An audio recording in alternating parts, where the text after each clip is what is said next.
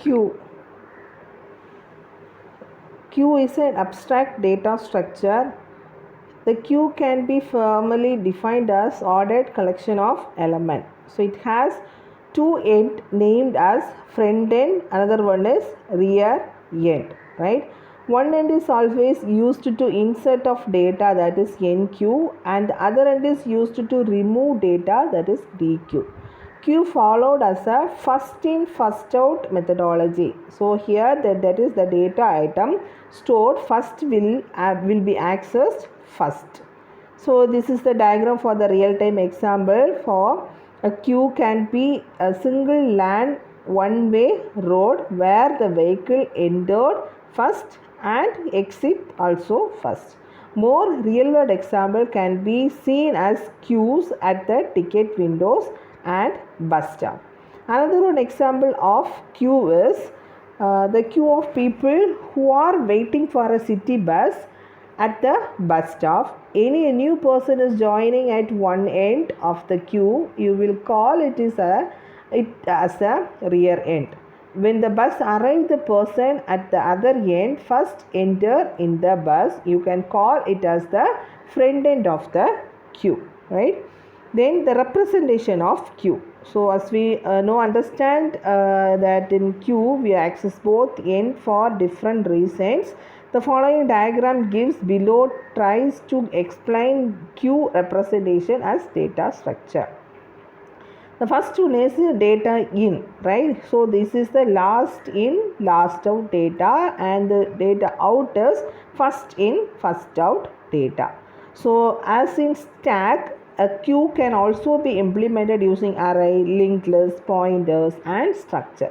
For the sake of simplicity, we shall implement queues using one-dimensional array. Then the basic operations of array. The basic operation of array involve initializing or defining the queue, utilizing it, and then completely erasing it from the memory. So here we shall try to understand the basic operation with queues. First one is NQ, the second one is DQ. NQ is nothing but add or store an item to the queue. DQ is nothing but remove or access an item from the queue.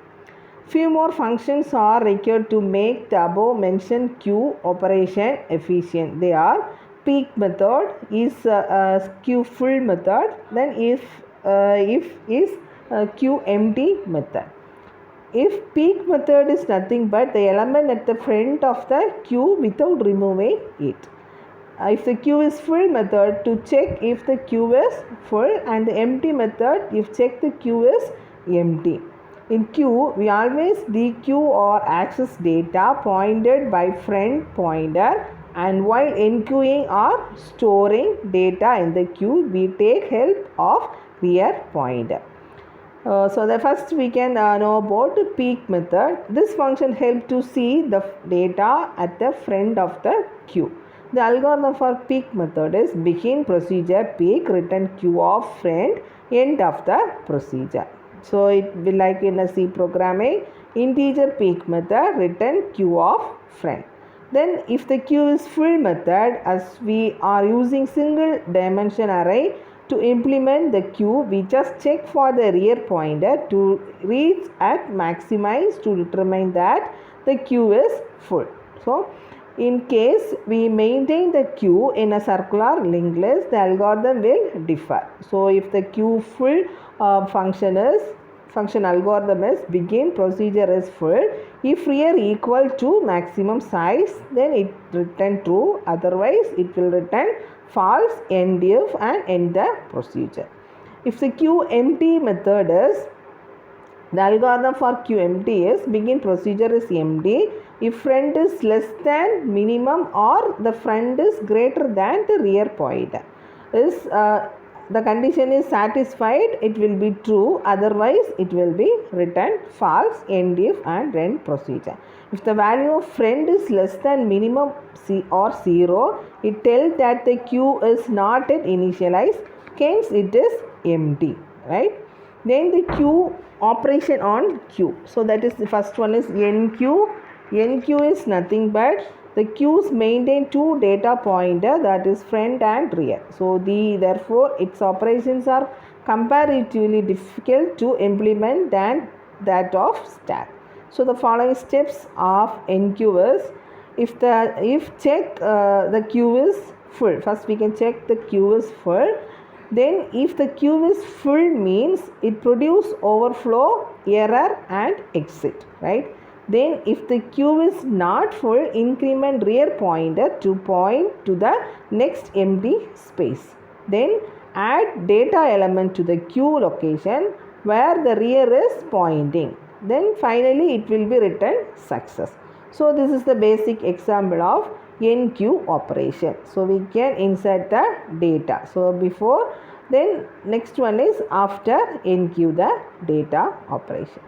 So then algorithm for NQ operation is procedure NQ data. If queue is full, return overflow, flow end if rear plus 1.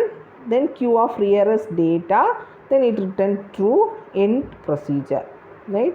So it will like the C programming integer NQ of int data. If the queue is full, it will return the 0. Otherwise rear is equal to rear plus 1.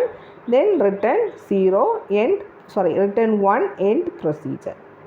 Then DQ operation. The DQ operation is nothing but it accessing data from the queue is a process of two tasks. First one is access the data where friend is pointing and remove the data after access.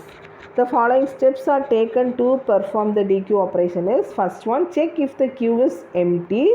Then if the queue is empty, produce and underflow, error and exit. Then if the queue is not empty, access the data where friend is pointing. Then increment friend pointer to point to the next available data element, then return success. So this is the basic this is the structure of DQ operation.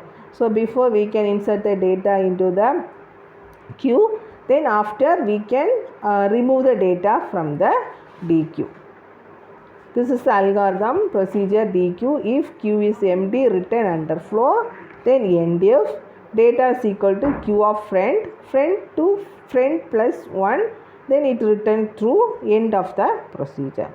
Then DQ of C programming int DQ. If the queue is empty, it will return 0. Otherwise integer data is equal to queue of friend. Then friend is equal to friend plus 1. Then return the data. Thank you.